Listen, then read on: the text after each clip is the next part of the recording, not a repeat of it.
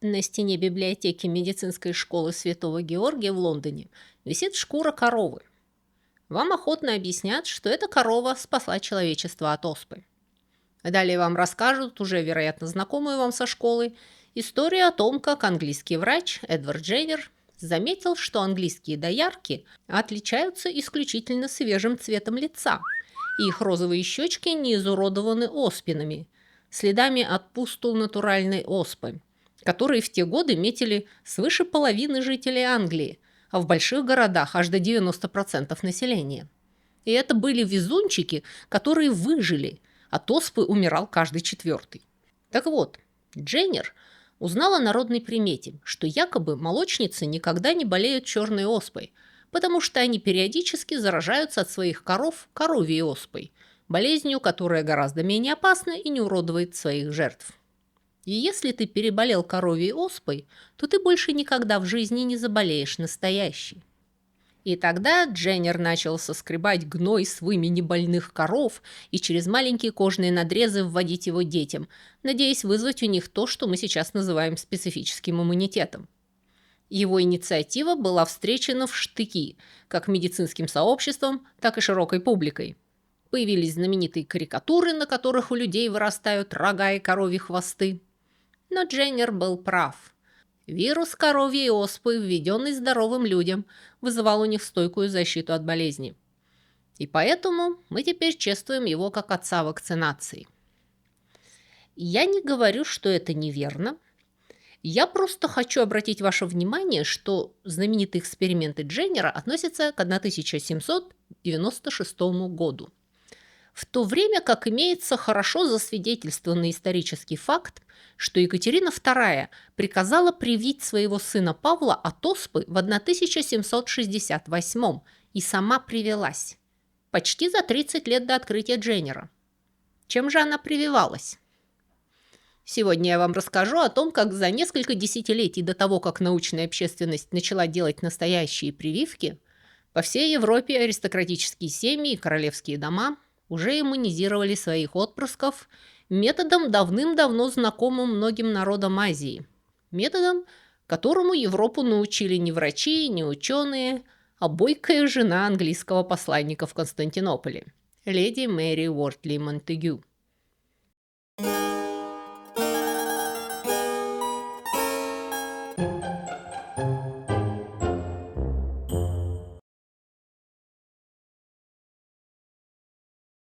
Кто такая была леди Мэри?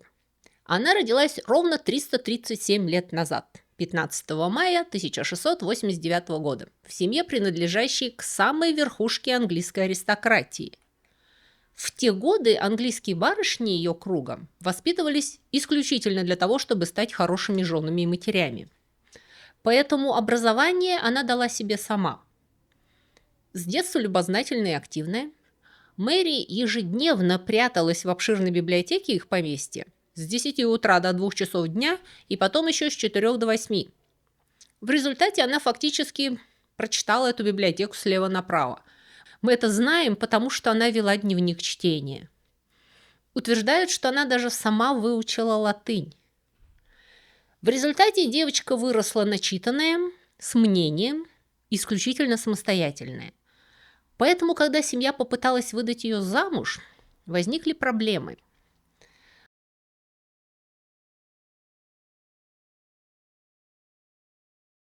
Мэри категорически отказалась выходить за человека, который считался ее ровней. А надо заметить, что таких в стране было раз-два и обчелся, поскольку запросы у ее отца были очень высокие. К тому моменту она уже несколько лет состояла в тайной переписке с братом своей подруги, молодым человеком, который сердцем и умом ей нравился гораздо более. Эдвард Уортли Монтегю был очень привлекательным, умным и вообще прекрасным юношей, ни в коем случае не повесой и не развратником из хорошей семьи, но все равно недостаточно хорошим для родственников Мэри. У него было мало денег и много долгов, поэтому молодым людям пришлось бежать и жениться вопреки желанию своих семей самым романтичным образом. Вы будете смеяться, но через 20 лет леди Мэри будет в полнейшем отчаянии, когда ее дочь и ее племянница пойдут по ее стопам. Мэри и Эдвард поженились в августе 1712 года и провели первые годы своей супружеской жизни в Англии. Через год у них родился сын, а еще через год ее муж получил должность в государственном казначействе. Остроумие и красота леди Мэри сделали ее очень популярной при дворе. Она была нетипично образована для дамы своего круга, хороша собой и остра на язык. Ее неподписанные стихотворные и эпистолярные сатиры ходили в списках среди лондонских интеллектуалов. Но красота ее продержалась недолго. В декабре 1715 года в возрасте 26 лет леди Мэри переболела оспой. Это не было редкостью ни в коей мере. Оспа в те годы была повсеместной, и эпидемии вспыхивали с завидной регулярностью, не щадя ни богатых, ни добродетельных. Мэри еще сравнительно легко отделалась. Она выжила, не ослепла, не была серьезно изуродована, но лицо ее покрылось шрамиками, и окружающие, и она сама, с сожалением констатировали, что она потеряла прежнюю привлекательность. Но не любознательность и любовь к жизни. А с оспой она еще расквитается.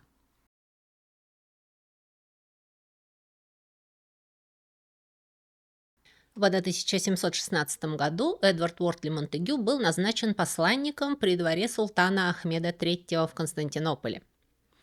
В то время примерно треть Европы воевала с Отоманской Турцией. Британия в этот конфликт не вмешивалась, но пыталась сохранить влияние в Восточном Средиземноморье дипломатическими путями. Монтегю был отправлен в Турцию конкретно для переговоров о возможности прекращения Австро-Турецкой войны. Он поехал туда с женой. Это решение, хоть и не было чем-то из ряда вон выходящим, все же выбивалось из нормы. Жены дипломатического корпуса могли сопровождать мужей за границу и даже по-своему укреплять их позиции, организуя салоны и заводя стратегические знакомства при иностранных дворах. Но это смотря при каких дворах. Если мужа засылали к черту на рога, благоразумные супруги обычно оставались в Англии. Но не леди Мэри, конечно. Она не просто поехала с мужем. Она использовала эту командировку, чтобы создать для себя свое собственное уникальное место в мире и в истории. Их длительное путешествие к месту службы, они ехали преимущественно по суше поперек всей Европы. Мэри задокументирует в одном из первых путевых дневников в эпистолярной форме, который часто называют источником вдохновения для последующих женщин-путешественниц и в целом писательниц, а также для многих произведений ориенталистского искусства. Все эти одалиски и евнухи у журчащих фонтанов написаны по мотивам ее сообщений. Ее письма на родину к друзьям и родственникам, описывающие ее наблюдения и впечатления, будут читаться вслух и ходить в списках, а после ее смерти они будут изданы в форме трехтомника «Письма из турецкого посольства». Она сообщала о каналах Голландии и о соборах Кёльна, о модах в Вене и об опере, анекдоты о польском короле и о кошмарах немецких постоялых дворов, о венгерских винах и переправе на санках через замерзший Дунай, о хамамах, которые как кофейни для женщин, и о каждом принце, принцессе и паше, которые встречались ей на пути, а их было немало. О том, как выглядят верблюды, и о том, что ислам во многом рациональнее и прогрессивнее католицизма, и что Коран – это чистейшая мораль, изложенная на самом лучшем языке. Вау, это не добавило ей популярности. Ее пол и социальный статус обеспечивали ей доступ к женским пространствам, закрытым для мужчин, что поставило леди Мэри в совершенно уникальное положение как писателя-путешественника той эпохи. В своих письмах она подрывает многие устоявшиеся представления европейцев об османском обществе, в частности, идею о том, что мусульманки были угнетены и бесправны. Мэри описывает османских женщин, живущих полной жизнью в своем, хоть и сепарированном от мужчин, но безопасном и комфортном мире. Она восхищается их красотой, гостеприимством и уверенностью в себе. Ее голос резко контрастировал с доминирующими в Европе представлениями о деспотичном и диком Востоке. Она с упоением рассказывает о нарядах турчанок, об их высоких головных уборах из тюля, о турецкой бане, которая предназначена как для развлечения, так и для оздоровления. Она писала: они, османские женщины, обычно устраивают это развлечение раз в неделю и остаются там не менее 4-5 часов, не замерзая сразу после выхода из горячей ванны в холодную комнату, что меня удивило. Она также описала забавный случай, когда группа женщин в бане в Софии ужаснулась виду ее корсета. Они думали, пишет Мэри, что я настолько заперта в этом механизме, что не в моих силах его открыть, и приписали это насилие моему мужу. Она также расскажет об обращении с рабами, о евнухах и танцовщицах в дорогих нарядах. В одном из своих писем, написанном прямо из хамама, она отвергает идею о том, что рабы османской элиты достойны жалости. Посетив невольничий рынок в Стамбуле, она напишет: «Вы будете представлять меня наполовину турком, если я не буду говорить об этом с тем ужасом, с которым говорили другие христиане до меня. Но я не могу удержаться от того, чтобы восхвалять человечность турок по отношению к этим существам. С ними никогда не обращаются плохо, и их рабство, на мой взгляд, не хуже, чем рабство во всем мире».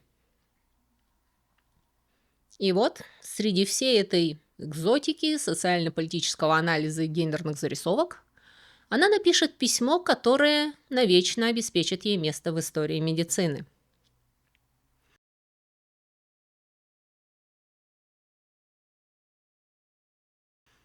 Письмо Саре Чизвелл от 1 апреля 1717 года.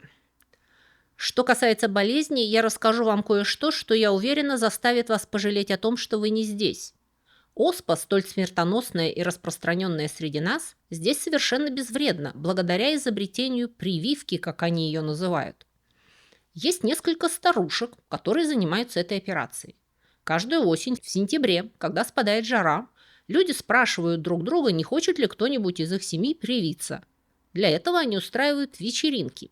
И когда все собираются, обычно по 15-16 человек, приходит старуха и приносит немножко наилучшей материи оспы. Она прокалывает кожу большой иглой, что причиняет не больше боли, чем обычная царапина, и вводит столько яда, сколько может поместиться на кончике иглы, после чего перевязывает ранку. И так несколько раз. У греков распространено суеверие, что нужно сделать надрезы в центре лба, на каждой руке и на груди, чтобы получился крест. Но это плохо, так как эти раны оставляют маленькие шрамы. Те, кто не суеверен, предпочитают делать надрезы на ногах или на той части руки, которая скрыта от глаз. Пациенты чувствуют себя прекрасно до 8-го дня. Затем у них начинается лихорадка, и они лежат в постели дня 2, очень редко 3. У них редко образуется больше 20-30 язв и никогда на лице. И на 8-й день они уже совершенно здоровы. Каждый год тысячи людей подвергаются этой процедуре, и французский посол с удовольствием говорит, что здесь оспу принимают как лекарство, как в других странах принимают минеральные воды. Никто еще не умер от этой процедуры, и можете мне поверить, я вполне уверена в ее безопасности, поскольку собираюсь провести ее на моем дорогом сыне. То, что здесь описывает леди Мэри, не настоящая прививка в современном смысле слова. Эта процедура называется вариоляция, когда используется биологический материал, взятый непосредственно от больного, и передается здоровому в надежде, что это вызовет более слабую форму болезни. Это не работает практически ни для каких инфекционных болезней, но для оспы это работало.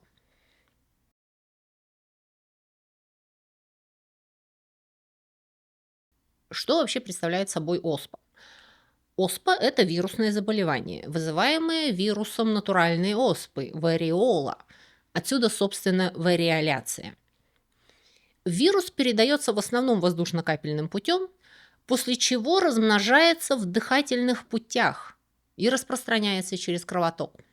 После инкубационного периода, который длится от 10 до 14 дней, у пациентов поднимается температура, затем появляется сыпь, которая превращается в наполненные жидкостью пустулы.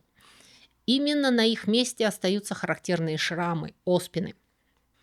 Оспа была очень распространена, и люди давно заметили, что те, кто перенес оспу, больше ей не заболевают.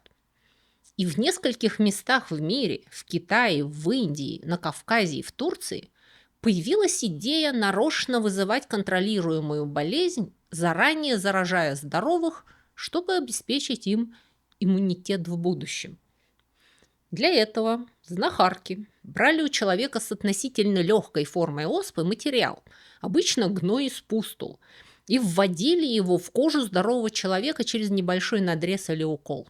И именно это описывает в своем письме леди Мэри. Успех этой процедуры был впечатляющим. При натуральной оспе заражение происходит через дыхательные пути. К моменту появления симптомов вирус уже распространился по всему организму, что приводит к тяжелому системному заболеванию. При вариоляции же вирус попадает в организм не через легкие, а через кожу и в небольшом количестве. Для вариоляции специально брали материал из легких случаев. Опять же, кожа не просто пассивный барьер, она иммунологически активна. Особые клетки в коже эффективно распознают чужеродные вещества и быстро запускают иммунный ответ до того, как инфекция успеет распространиться и размножиться. На самом деле мы до сих пор не знаем абсолютно точно, почему вариоляция работала. Но факт остается фактом. У большинства людей заболевание протекало в более легкой форме.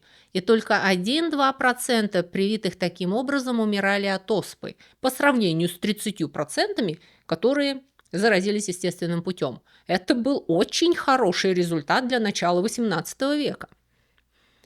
И когда леди Мэри увидела эту процедуру в Константинополе, она сразу в нее поверила и вскоре сделала вариоляцию своему 5-летнему сыну Эдварду.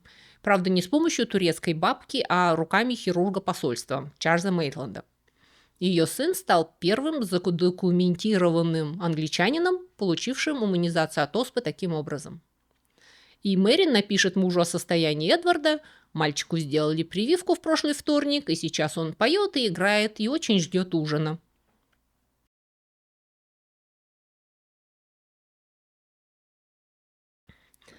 По возвращении в Лондон осенью 1718 года Мэри с энтузиазмом пытается популяризовать вариоляцию на родине, но она столкнется с большим сопротивлением со стороны докторов, считавшим это дикими знахарскими плясками с бубном, что не было для нее неожиданностью.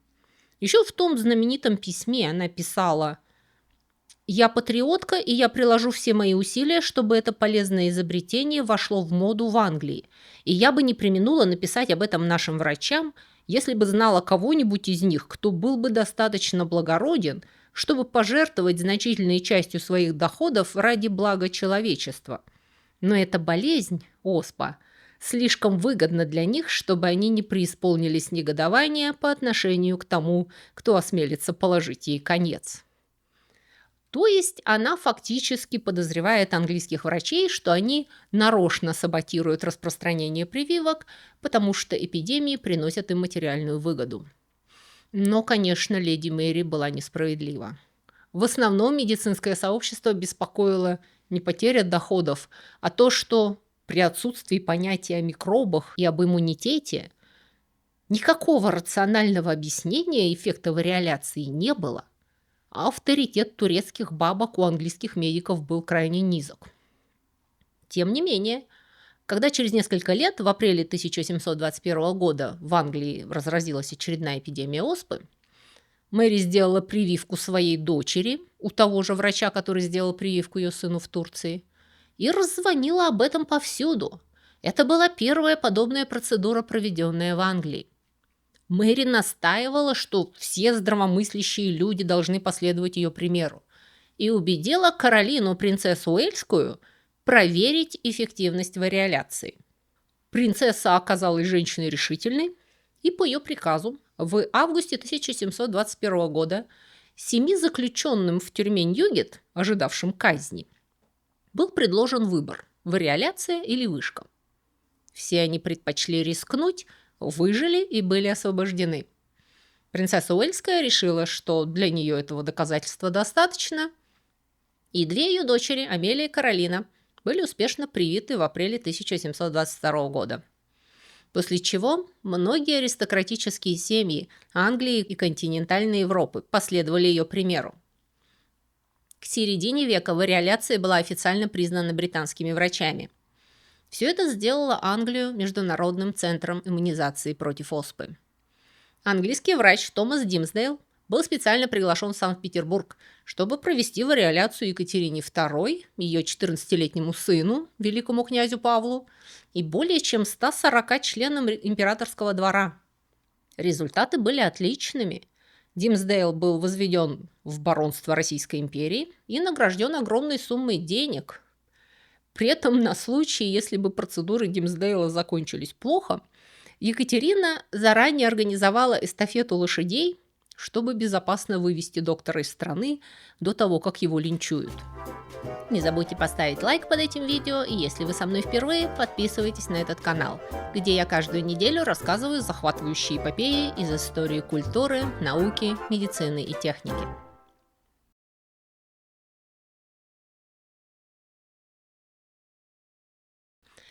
Почему же Эдвард Дженнер начал заморачиваться с коровьей оспой, если вариоляция работала так замечательно, как я говорю?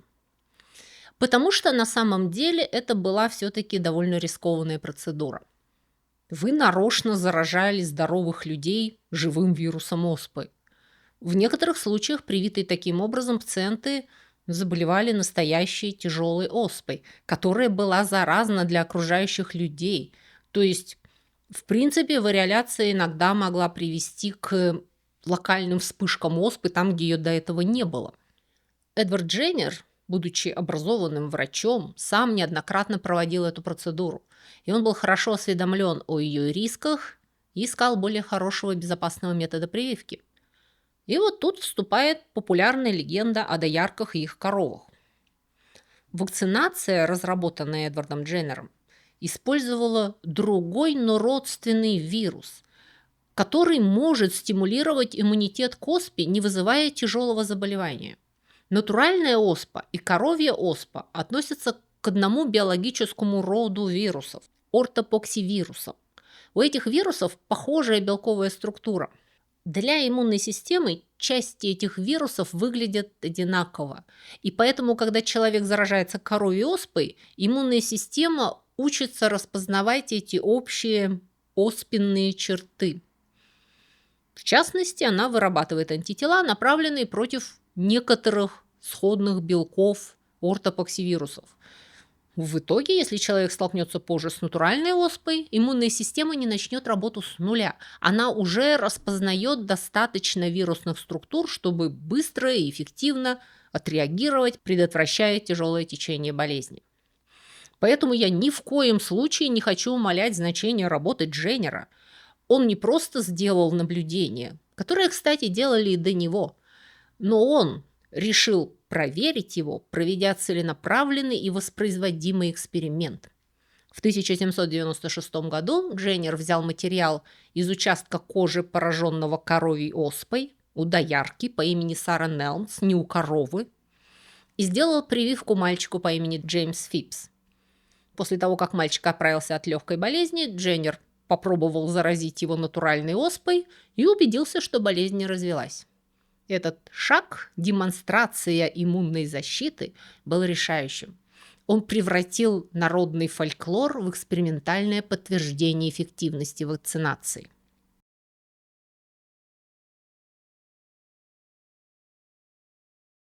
А чем же в это время занималась неуемная леди Мэри? Ну, во-первых, она разошлась с мужем. Без скандалов они остались друзьями и переписывались, но они разъехались. Развод в то время в Англии был практически невозможен. И Мэри отправилась в длительное добровольное изгнание на континенте. Покинув Англию в 1739, она поселилась в Италии и вела жизнь, в которой относительная независимость сочеталась с интенсивной интеллектуальной перепиской. Письма этого периода свидетельствуют о том, что ее ум по-прежнему активен, наблюдателен и ироничен. Она провела за границей более 20 лет. Только в 1761 году, узнав о смерти мужа, она вернулась в Англию. Она хотела увидеть свою дочь и внуков перед смертью. Леди Мэри прибыла в Лондон в январе 1762 года. В июне стало известно, что она страдает от рака. Хотя она и пыталась как можно дольше скрывать свою болезнь от семьи. Но она быстро слабела, а она умерла 21 августа 1762 года в своем доме в окружении родных. Леди Мэри Монтегю умерла, оставив после себя неоднозначную репутацию. Современники знали ее как остроумную писательницу и противоречивую личность, но еще не осознавали в полной мере ее значимость. На следующий год после ее смерти будут опубликованы 3 тома ее турецких писем. При жизни леди Мэри письма распространялись в узком кругу читателей из британской элиты. Их копировали, передавали и обсуждали в литературных и аристократических кругах. Ее описание османского общества, особенно жизни женщин и таких практик, как вариоляция, были известны только своим. С публикацией писем Мэри Уортли Монтегю перестала быть просто забавной светской дамой и стала узнаваемой литературной и интеллектуальной фигурой. Ее письма приобрели ретроспективную значимость для истории медицины. Рассказ о вариоляции, который к тому времени уже стала стандартной в Европе, навечно обеспечила ей место в истории здравоохранения. Письма из турецкого посольства считаются одним из лучших литературных произведений, опубликованных в XVIII веке. Леди Мэри показала читателям мир, недоступный другим путешественникам. Возможно, вы будете удивлены рассказом, столь отличным от того, что вам рассказывали обычные путешественники-писатели, которые очень любят поговорить о том, чего не знают, писала она. Мужчины помнят только, где они встречались с лучшим вином или самыми красивыми женщинами.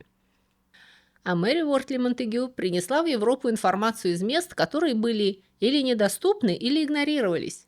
Из мира матерей и бабушек с их лентами, банями, тюрбанами, сладостями и традициями народной медицины, которые мы до сих пор не понимаем почему, но иногда работают. Будьте здоровы. До новых встреч.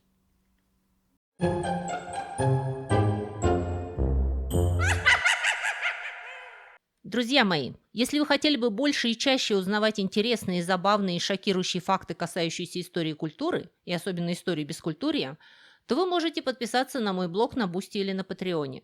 Эти 2 блога абсолютно одинаковые. Я там пишу одно и то же, просто Бусти умеет принимать оплату российскими платежными средствами, а Patreon принимает разные международные кредитные карточки.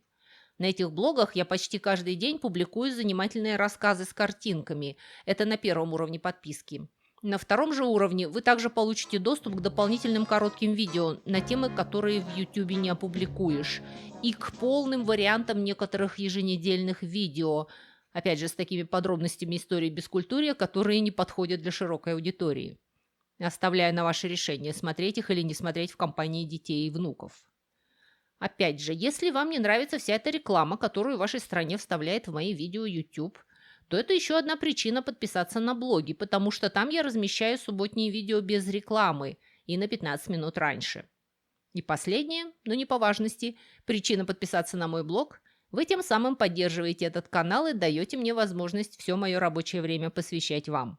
Приходите ко мне на Бусти или на Patreon, у нас там собирается замечательная душевная компания настоящих бескультурников.